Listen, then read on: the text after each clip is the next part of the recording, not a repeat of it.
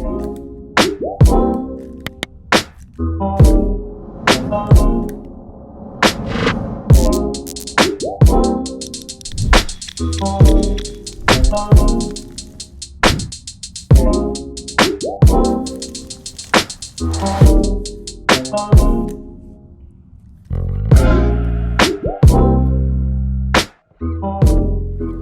guys, what's up? Welcome to the latest edition of the Radcast.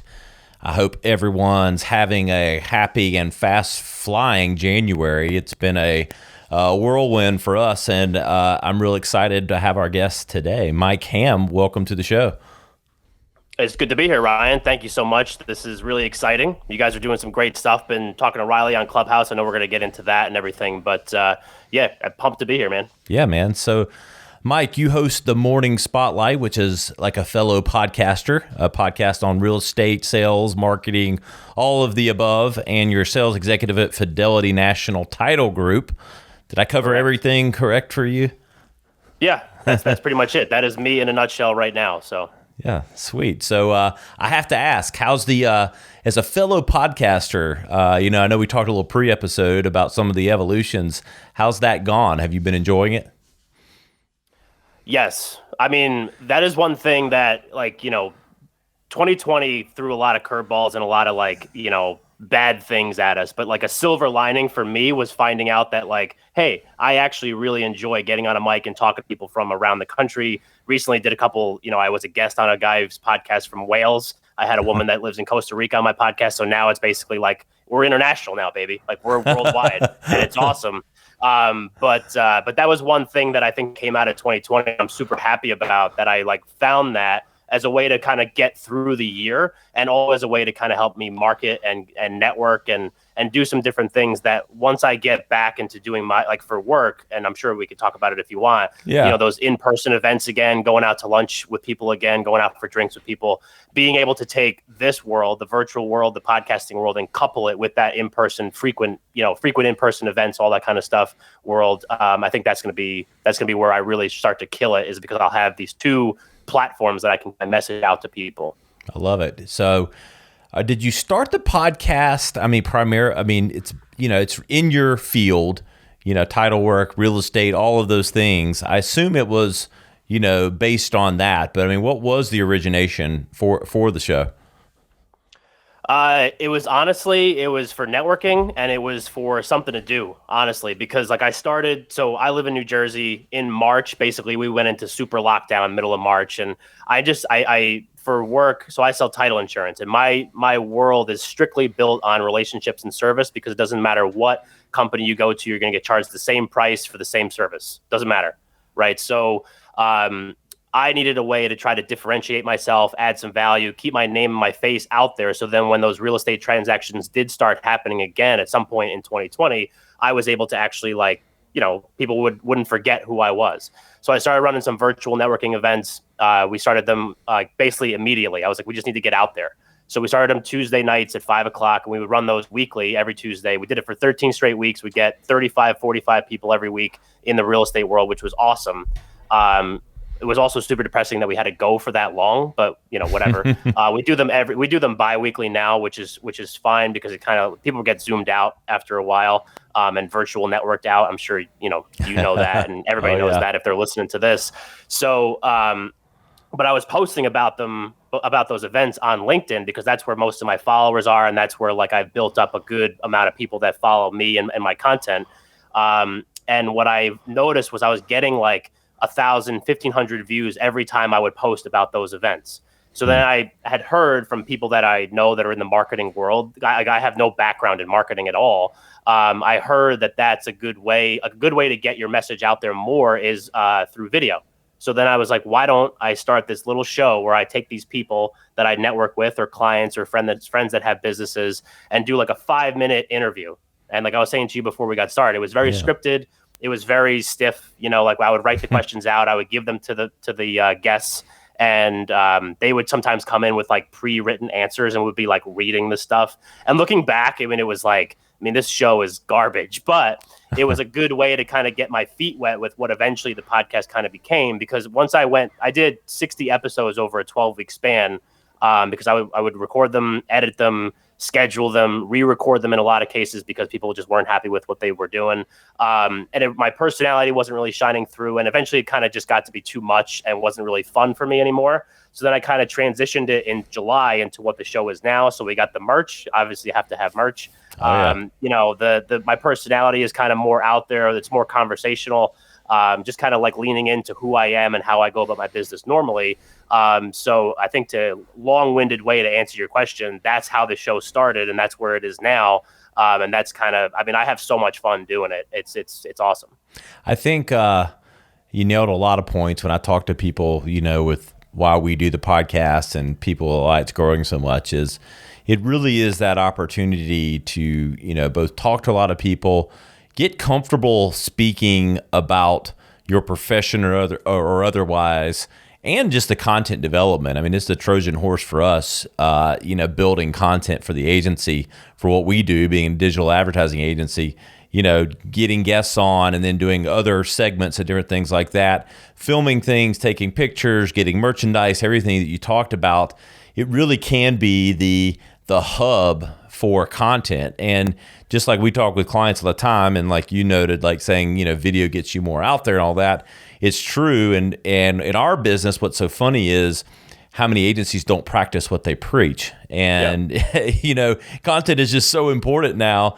And it's hard for an agency to find the time. We're doing it for our other clients all the time. So you have to carve out something natural, and that's what it's become for us. So it's, I think that's a great learning lesson. I know we have a lot of people across the board listening to our podcast that are either well into their marketing career, just getting started, or just getting started in their business career. And I think it's important to hear other perspectives for why and how, you know, effective podcasting can be.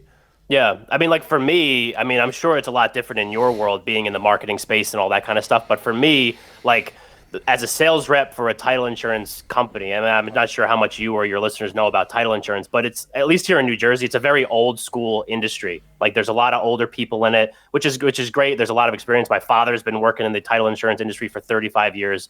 But there's like not a lot of people that are doing the stuff that I'm doing. So while it does take a lot for me at least, to kind of do all the stuff that I'm doing, I'm like the only one, or at least that I see for the most part, that does what I do and is also doing this podcast world and adding like a different layer of value into, you know, the real estate world here in New Jersey. You know, because if like I always look at it, you know, I was mentioning before, once we get back into those in-person events, like I'm really excited about how I can get somebody on the show that normally, if I was at an event, because I'm too new to the industry, I couldn't just like walk up to them and start talking to them because I'm not as experienced as them. I don't have the connections like they do. Right. And, you know, I would respect the fact if they're talking to 3 or 4 other people, I'm just not going to butt into their conversation. But now all of a sudden the guy comes on the show because he wants to talk about whatever it is on my platform to my audience. And now I can walk up to him. And now I just took a completely cold intro and made it probably more than warm. We're probably hot now because we just talked for 45 minutes. Yep. You've got to be the coolest guy in title insurance. I mean, I think so, right? I mean, who has my look? Who has the merch? Who has the hats? You know, like all that kind of stuff. You are definitely the coolest. I think I'm all, but the funny thing is, you know, in getting to know you pre-episode and Riley telling me about you, like, I was thinking about how many people I even know in title, you know, insurance and sales and all that stuff. And like, I just don't know that many people. I was like, I can only think of like 1 or 2, and they were not the cool factor that you have going on, and they definitely weren't doing podcasting. Yeah. I mean, I pretty much knew people in title insurance my whole life. My dad worked from home for, you know, like recently he started to work from home a lot, and I was living at home, you know, not too long ago. And I would always like, you know, bust his chops and be like, you know, you sound like you have the most boring job in the history of jobs. Like what do you even talk about in there? And I would like do his voice, you know, like, oh, like the leasehold policy, blah, blah, blah. But yeah, I mean, like now kind of being in the industry and granted, like as far as, you know, subject matter in the real estate world, it's not the sexiest subject by any stretch of the imagination, but I have a lot of fun doing it. I like where I work. They kind of give me a lot of freedom. Obviously, like I'm doing this and I look like this to kind of do it the way that I want. And as long as I get to where I need to by the end of the year, then they're totally happy with that. So I couldn't be happier with where I'm at. And I appreciate the coolness because, you know, everybody wants to be cool. They want to be a cool kid. Yeah. Well, I do want to pause for a minute, and I do want to talk, I know you and Riley met on Clubhouse, and I do want us to kind of get into a good talk about what that's doing to podcasting and the whole nature of it. But before we do, explain to everyone listening, because I think this could be like a learning lesson. You give your synopsis of exactly what title insurance is and what it does. I think that would actually be impactful for people, because I think a lot of people don't even know what it is. Yeah.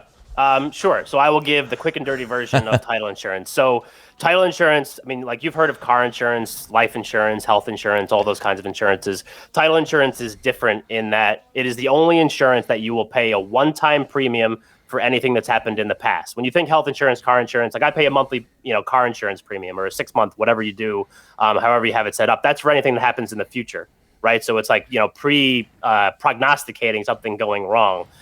Title insurance is different. Like I said, it's a one-time premium for anything that's happened in the past. It doesn't matter if it's a residential transaction or a commercial transaction, in real estate.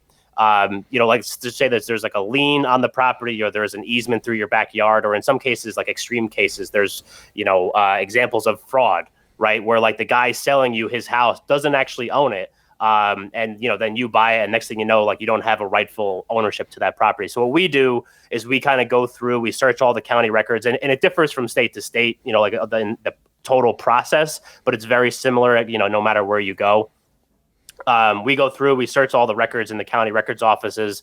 Literally here in New Jersey, they pull books off a shelf, take photocopies, and then send it over to us. We put together a policy that covers you if in the event that anything that's happened, because like, let's say you bought a house and you didn't realize that there was a lien on that property. You take ownership of that house. The lien doesn't follow the guy that just sold you the house. It's now on you to take care of that. So what we make sure that all that kind of stuff is, gone and like taken care of before you actually move in, and it just protects that investment. So that's essentially the very quick and dirty version of what title insurance is. Obviously there's a lot more to it, and a lot more different, all different kinds of endorsements and different things that it can cover, but that is the basic. And a lot of that's based on, a home is for most people the most valuable thing you purchase, and the expense there. There's, if you're buying, a car, you have insurance, certain things, but like it's just less valuable. But when you have hundreds and millions of dollars involved, it's just making sure that your ass is covered when you make that purchase. Like, I'm buying this house, and when I pay it off, whether it's 15 years from now, 30 years from now, or never, it will be mine and free and clear. Right. Yeah. I mean, there's so many different things, like with, like whether it's a survey, right? Like, so you think that the property goes to a certain, spot, and you're like, wow, I have a huge backyard. And this is, like an extreme example, obviously, but next thing you know, you move in, they do the survey after the fact, and you actually only own like the size of my desk right now, which is like 2 feet, right? Like, you have no idea unless you actually go through and do that whole process. So it's, it's like if you're a family or a person buying a house, it's a huge investment, right? Like that's where you're going to raise your family. You want to make sure that what you're buying is what's actually, you think you're buying, if that makes sense. Yeah. And then if, on the commercial end, which I do a lot of commercial work here in New Jersey, some of these people are investing like, tens, hundreds, millions of dollars in some of these properties, whether it's like a refinance or a purchase or whatever. And, it's like, you want to make sure that if you're spending that much money, that you better be getting what you're expecting. So I'll never forget growing up as a kid, and someone in my family is going to listen to this episode and remind me of a detail that I'm forgetting, but it had something to do with where we lived, our house growing up, and our neighbors. And we had lived there for like 10 years or more. And somewhere along the way, our neighbor came in and tried to make a stink over our fence being like 8 inches in their property. Yeah. And you've probably heard these stories. It's probably like lines right up with it. And I just, at the time, and even to this day, like I understood, hey, it's their property. I understood it, but at the same time, I was growing up as a kid going, why is he doing, but it was sure enough. And they made hell over that. Like, it was like, and I guess now looking at it as an adult and thinking about it, it's a big deal, but I don't know how you rectify certain things like that when someone's made an investment on something based on, whatever paperwork there was at the time, or even before my parents bought the house, that fence was there. Yeah. And it ended up being worked out somehow, but Yeah, there's so many different examples of that, and there's actually like I forget the term. I think it's like adverse use. So if you've used something for like 30 years, it's different from state to state, but here in New Jersey, it's like if you've used something for so long and done something a certain way for so long, then like almost like by association, like you just have ownership of maybe that, like where the fence was. If that fence was there for forever, and next thing you know, like everybody that's lived in that house has used that fence right there the whole time, then it could change ownership or whatever. But yeah, man, it's like it's super technical, and like a lot of times, like what's really interesting, at least in my opinion, is like when I watch some of our underwriters actually put some of these policies together, like they're looking at documents that are like handwritten in Old English from like the 1800s, like early 1900s. It's ridiculous, and like they're going through and trying to like read this stuff, and I was like, how do you do this? But it's just like it's like a history lesson on your property. And it's just I don't know how they do it. How many eyepieces are in your office? Yeah, right. Like these little like goggles, and you gotta like yeah. Is this like the National Treasure movies, like right. going through artifacts? Yeah, I've got to use the Goonies treasure piece to align these things up to read the code. Right. And then on the back of the Declaration of Independence, the actual like code of like what these things actually mean. It's it's stuff like that. Yeah, Robert E. Lee. Sign this. Like, is this valid? This is from the Confederacy. This is not valid. I watch. I'm gonna, both make people laugh or cry. I'm not sure. But we watch old episodes of the Andy Griffith Show, which is an old show, and they were an episode the other night was on that was about a deed. Someone had thought they were become a millionaire, and they had old Confederacy money that wasn't worth shit. So anyway, but how many times do you guys ever had to be bearer of bad news? Like you go, someone's buying something or they think they own something and you guys uncover something and it's like, do you guys ever have to like break the news to someone? From my end, no. I mean, basically like what it really comes down to is making sure that like, the person buying it knows what they're getting. There's Patriot Act searches to make sure that like if you're like on the Patriot Act list or however that worked, that you can't actually buy property in the United States. So there's that kind of stuff. But for the most part, like it's not necessarily a bearer of bad news type thing. Like you can't buy this property. It's just making sure that like the people that are buying it, because as long as like everything. That if it's a reputable title company that did the stuff beforehand and your name's on the deed and everything was recorded the right way by the county, you really shouldn't run into any of those issues. It's really just kind of comes down to, like making sure that that what you're getting is what you're expecting to get. So there's really no like bearer of bad news type stuff. Or finding out that there's hidden treasures buried in your backyard. Right. It's just trying to catch those issues beforehand. So that like, then you can make an informed decision on what you want to do moving forward. And people have walked away from deals, whether it's at the closing table, if they see something on there that they don't like, or even beforehand, if they see something where they're like, wow, I didn't realize this was part of, whatever it is. Like, there's this lien on this property that can't be, taken out by the bank or whatever it is. And I just like don't want to get involved, and they'll walk away, which sucks for me because then I lose money because it's a commission for me. But it is what it is. That's the nature of the beast. Yeah. What do you do? Yeah. So let's transition. So the phenom and the latest buzz in call it social media is become Clubhouse. I got an invite a couple months back and got on. I've definitely been more of a voyeur. I've definitely gotten on stage a few times, and we're looking at some trials and everything with the podcast, but it's a really fascinating platform. I know you're gotten pretty engaged on it, and that's where Riley and you talked. I mean, what's your thoughts and what's been your experience with Clubhouse? Time suck for sure. I'm glad you said it. It's incredible because like so I got on there maybe like 2 or 3 weeks ago. I forget now because now all my days during COVID have all been blended together. And now adding in Clubhouse, it's just, I don't even know where the days go anymore. But I got on maybe like 2 or 3 weeks ago. And like the first room that I really got involved with, because I would like, jump in and kind of listen. And I was like, what is this thing? I couldn't really figure it out. And then one Sunday, my girlfriend's a nurse and sometimes she works weekends. So she was at the hospital working. I was home. It was a Sunday morning. I spent 3.5 hours on Clubhouse because somehow I got up onto the stage. Somehow I got made a moderator, and people are asking me questions about a podcast. And I'm like, you know that I'm not anywhere near an expert, right? Like the Morning Spotlight is not like this juggernaut of podcasting, stardom. It's just like it is what it is. But I was, talking, and that was like my first real taste of being in it.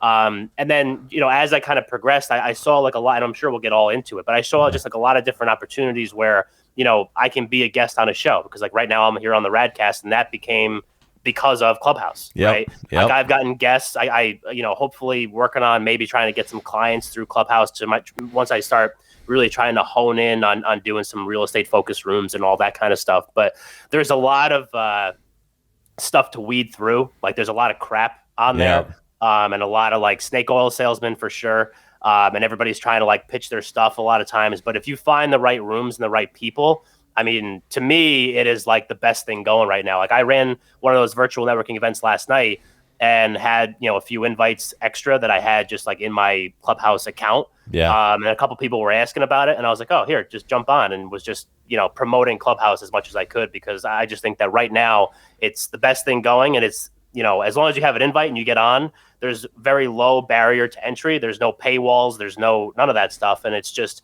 a very open format. But once they start getting, other, different, not iOS users, like whether it's an Android user or whatever else, once they start coming in, once they actually start implementing some paywall stuff, I'm sure it's going to change the landscape. But right now I spend way too much time on there. Yes. That's been the biggest thing for me is I see the value and I appreciate the knowledge, and you can find some really rich information. I just can't have not found as much time as I want to spend, because for me at this stage, for us, I would want to be both engaging with people, with peers, and sharing knowledge. But you kind of have to wait in line to kind of get up in the room, right? And like sometimes I have like 10-minute increments, and like it's happened to me a few times where I'm in there and they see me, someone reads my profile and they usually will bring me up if it's related to a topic, like a marketing topic, I'll get brought up. But it's usually like by the time I'm coming to the end of how much time I had to spend, I really appreciate it, guys, but I got to go. And but I see the value of it. I just haven't quite negotiated how to get the most out of it from a time spend. Yeah. So like the same way, because like, I mean, I know people on there, and Riley's been in rooms with them before, that like they're literally on there from, so, we're both East Coast time. So like 6:45 a.m. to sometimes like 2:00 in the morning. They go to bed for 4 hours. They get back up and they're back on Clubhouse doing like a morning chat. And it's like, what are you guys doing? Like, how are you on here that much? Like, I'm not that crazy with it. Like, I usually cut it off, like, depending on the day, like 5:00, 8:00 p.m. That's usually when I'm done. I turn the notifications off. I'm like, I can't do any more on Clubhouse. But one of the things that I have been doing is I'm making sure that I just set aside an hour a day. Right. So like I take an hour a day. I do a podcast lunch hour.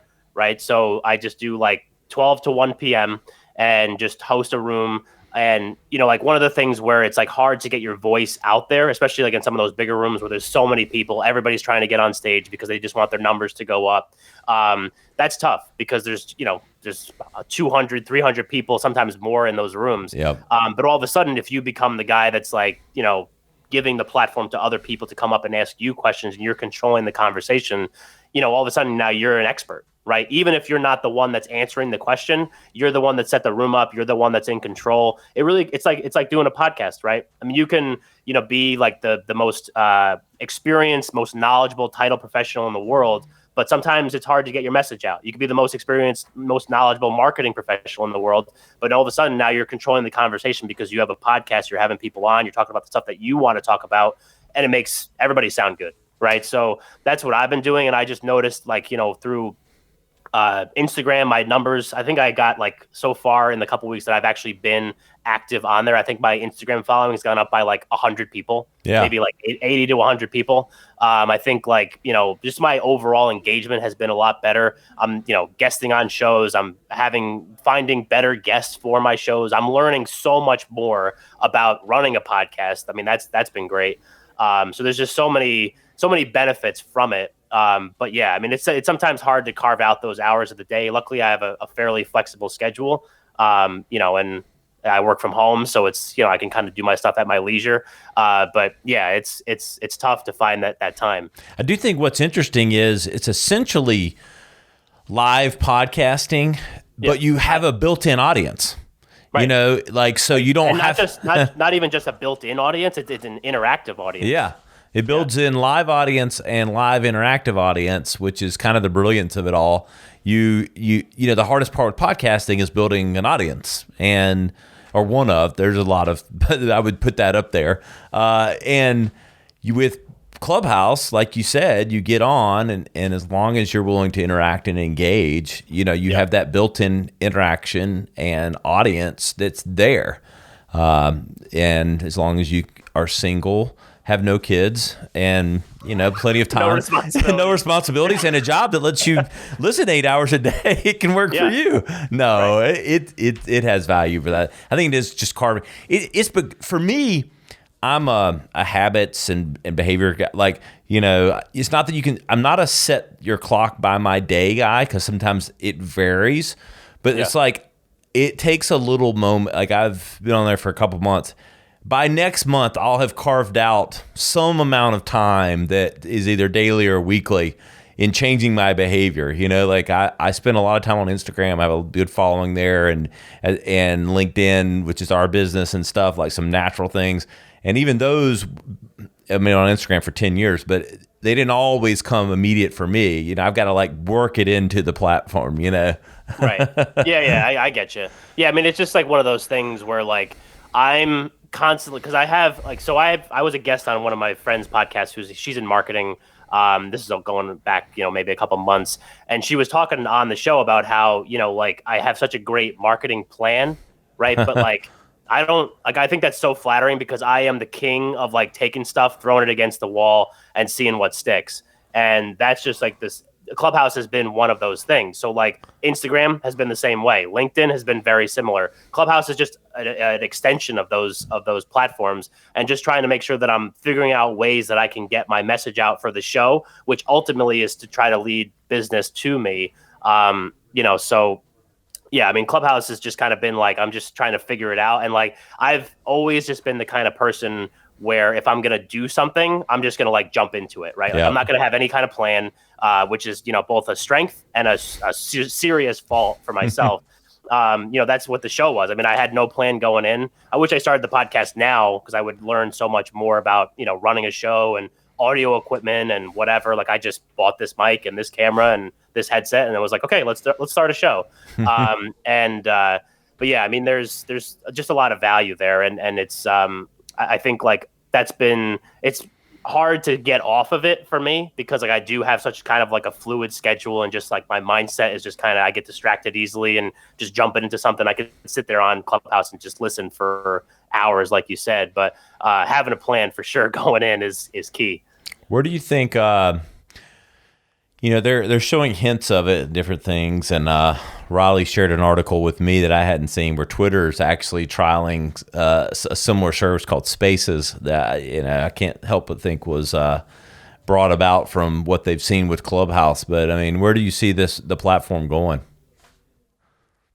So I mean, this is just my thought process on it. I think that eventually we're going to get to a point where it's going to be there's going to be more paywalls for some of those bigger rooms and some of those bigger, because there's people that gained 10,000 followers, which is a lot for Clubhouse. In a week or 2 weeks, whatever it is. It just seems like everything is just so accelerated right now. And there's, from just a purely the way the platform works, I think that there's going to be a lot of changes kind of as we go, which is why I think that right now, if you haven't gotten onto Clubhouse and you have the ability to, I think now is the time to try to get in there and start working on, your profile and your following and all that kind of stuff. Because once they start opening up to other platform users and, putting those paywalls in, it's going to be a lot harder to get your message out and get in front of people to talk to.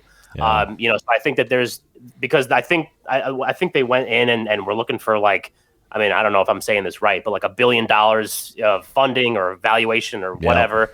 because it's just like, I mean, it is the thing right now. And if you're not on it right now, like it's going to be harder for you to kind of, develop the type of, network that maybe I have. Like I have, I don't know, like maybe 300 followers on there, which is not many, but I'm happy with what I have and what I've kind of been building. Cause I can't just physically and like mentally cannot extend myself across all these platforms and also work, all the time. So I think that like just doing stuff like that, I think is, this is the time to get in on it, because I think that the way that the platform operates is going to change quite a bit as we move forward. Yep. I can't figure out how, the invites, like I use a few, they give me a few more as far as that. So yeah, it's getting pretty open, even in just the last month. It feels like it's getting more accessible. I know it's still all iOS, but it feels like it's getting there. I don't know what the critical mass will be, but it's got to be opening up, because like some even like obscure friends that I have that not because I wouldn't think they would be cool enough, but just because like I never would have thought they'd be on there, just because of maybe interest level. I'm getting like these notifications, and I'm like, okay, we're getting to some mass here, at least with iOS. Yeah, I sat in, a friend of mine does like mergers and acquisitions and some stuff like that. And he told me that he was running a room this morning at 9 a.m. So he was like, do you think you can come on and just sit in the room? Like maybe we could bring you up and ask me a question, like a softball question. I was like, sure. So I'm sitting in there and they're I had moderated a room for him before. And there was this one guy who I think is like 78 years old, and he's just on there just talking, because basically like a conference call, and people like that, like they're in that mindset of being on a conference call and answering questions and, talking in that kind of environment. It's such a cool platform because it's so personal, because you can hear somebody's voice and you can't just like DM them or whatever. I mean, you could go through their Instagram and that way, sure. But ultimately you have to actually talk to them. Like that's how Riley and I started talking, because, she was on one of the rooms that I had. Then I just did like a private room with her, just to kind of talk about, you coming on the Morning Spotlight. And we talked about me coming on the Radcast. And it was perfect, because it was just an easy way just to kind of chat real quick, get it done, and then kind of go from there. So, that's what I got. No, I think if you are in any way, shape, or form starting a company, whether it's you've got an idea or you're starting something that you're going to need capital on, it's an amazing platform for those things. Not that it's not for any networking, no matter what you're doing, but there's just the richness of the people that are on there. I mean, I think Grant Cardone, who's hawking, I think his TV show more than anything, but dude has been on there a lot. Like I get notifications. I mean, he's on there as much as anyone. I'm like, damn, he's a billionaire. And I know he's on Billionaire Undercover or something, a Discovery show. But he's been all over it. I'll go into like 3 different rooms and he's like in 2 of them. Right, it's insane. You see like a lot of people like that. I mean, I see like Gary Vee in rooms all the time. I see Grant Cardone obviously all the time. Yeah. There's just like, it's just a platform that's just so, it breaks down a lot of barriers between you and those people that you don't think you can talk to. Whether it's people that, maybe are like on the same level as me that I otherwise wouldn't know, whether they're from across the country, whether they're, big name people like that. It's just like an interesting platform, and everybody's trying to get on the train and figure out how they can utilize this to make money for themselves. I mean, that's what ultimately we're trying to do with all these platforms, right? Is try to figure out how, I can monetize it, or how you can monetize it, or how Grant Cardone can. And he's using it to try to drive people to his show, obviously, and I'm using it just to try to like learn and try to grow my network a little bit, and hopefully maybe drive some people to my show, and maybe one day find a client on there. Like I know people have, like the room that I was in this morning, like I was mentioning to you, the guy that was running the room, he's like a multi-millionaire, and he told my friend that he's, gotten work through this platform, like through Clubhouse. He's made like $1 million or some crazy number. And it was like, how is that possible? Like this thing's only been, I feel like it's only been around for a month. I mean, I know it's been around for longer than that, but I've only started hearing about it recently. So I love it, man. Well, Mike, I really appreciate you coming on the Radcast. Where can everybody keep up with you, the podcast, the Morning Spotlight, and what's your handle on Clubhouse? Let's tell everybody where to keep up with everything that's going on with you. Yeah, awesome. So the Clubhouse handle is at TM Spotlight. So that's just short for the Morning Spotlight. So TM Spotlight. I'm on Instagram as the Morning Spotlight, at the Morning Spotlight. And LinkedIn is probably the best place to get me because that's where I spend most of my time. But LinkedIn and Instagram are usually the platforms that I'm on the most. And then the podcast itself is literally, YouTube, Apple Podcasts, Spotify, wherever you consume your podcast content, the Morning Spotlight should be there. And if somehow we're not, then let me know because I'll get it there. So sweet. Well, I look forward to running into you on the Clubhouse and to coming on the Morning Spotlight here in a couple months in the next little while. But I really appreciate you coming on, Mike, and learning more than I ever knew about title insurance. I knew enough to be like generally what it was, but I did. I think I could pass the secondary test now if I got it. Maybe. Yeah, no problem. I'm happy that I was able to provide some value there. And then talk about Clubhouse, which is just the thing that I just feel like I've been talking about it so much. Pumped to have you on the Radcast, and hopefully I can, take it to the next level. I got to outdo you now. This was awesome. So now I have to take it to the next level, make sure that my episode with you is even better than this. So hey, man, no, my pleasure. Well, everyone, really appreciate Mike coming on. You know where to find us.